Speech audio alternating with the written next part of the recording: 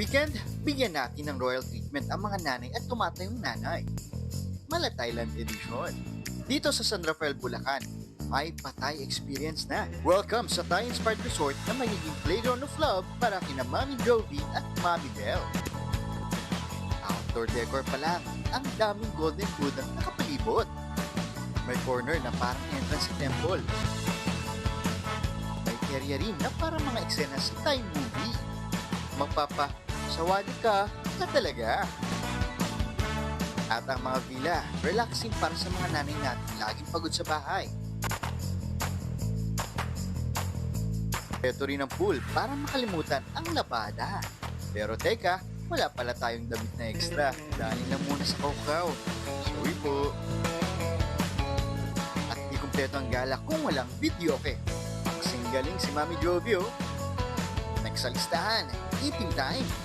Present ang mga Thai food. Pag-isibgan natin, tama na natin. Ayan. Dapat tingnan mo sa akin mo. Gusto po lasa. Sa Jovi, ma'am? Mami Jovi? Saman, goods. Siyempre ako. Okay, balik ko to. Ako din kain. Para tumodo ng Thai vibe, dapat may Thai look ng costume.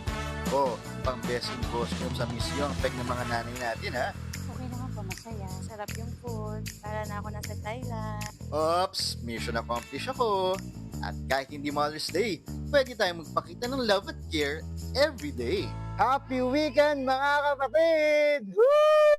Modi Lopez, News 5. Mga kapatid, Jess De Los Santos po. Iba na ang may alam at may pakialam sa panahon ngayon. Para sa tuloy-tuloy na balitaan sa Frontline kahit weekend, mag-follow at mag-subscribe sa social media pages ng News 5.